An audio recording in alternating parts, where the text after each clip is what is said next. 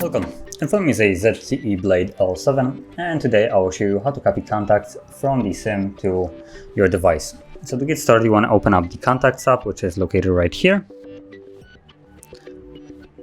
And from the Contacts, tap on the three dots, and you'll find Import Export. And here you want to choose Copy To, and copy to your phone.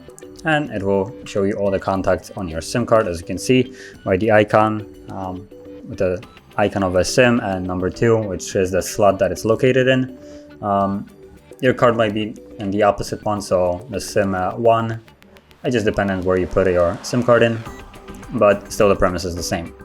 And all you want to do is just select each contact that you wish to move, like so, and then tap on Done.